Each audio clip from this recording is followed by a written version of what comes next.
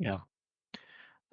Selfishly, I'd love it if you could touch on your experience working with legacy entrepreneurs, myself, Taylor, and maybe some of the value that you felt that we brought to the process and to, the businesses that, for our clients. And I think one thing that you said that was interesting, that I also believe in, is that people can get lost in numbers and people become a number. And I know that when I talk to owners, before they meet someone like yourself, a general manager is like a number, a big salary number that they don't want to take on, right?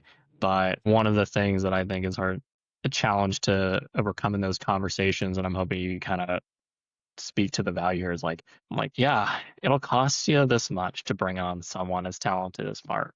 Look, talent costs you money to bring on. But then I often bring you up as being like, well, there was this other time that we hired Mark, and then he just like did all these amazing things, and then it works out for the business. So I'm kind of curious if you get to kind of selfishly touch on that value and your experience just kind of working with myself and Taylor. Let's start with working with yourself and Taylor. I was shocked. I'll be honest. I've worked with, you can imagine, many. I've talked to many different talent agencies, or as people call them, headhunters, right? For lack of a better term. With you and Taylor, spent a lot of time speaking with Taylor. I've spoke with you quite a few times now, and it's more of a collaborative relationship. It's not a, hey, I got these opportunities, let's present it and just go from there. It was more of a, let's prepare you for where you want to be, not where you have to be, so to speak. I mean, where I felt that I was able, or I am able currently, to dictate that opportunity. You guys present what you have. We talk about it in a very genuine aspect, and then we find a good fit for you, for me, and everybody's happy. I feel like the communication is pretty prompt. These type of things, we're well prepared for each step of the process. And the touchy subject for everybody is the money. Like you said, well, it's a bigger salary. It's these things. For me personally, and this is as truthful as I can be, it doesn't mean anything.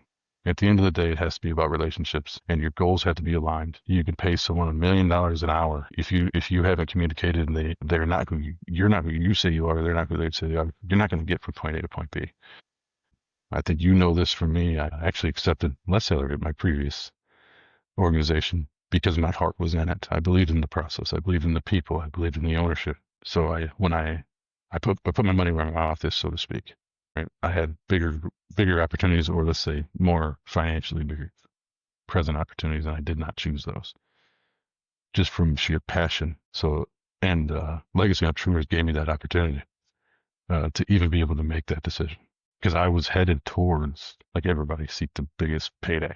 But in my short or long life, depending on how you look at it, I've learned that money doesn't drive the bus. It may drive the world, but it doesn't drive your soul. It doesn't drive who you are.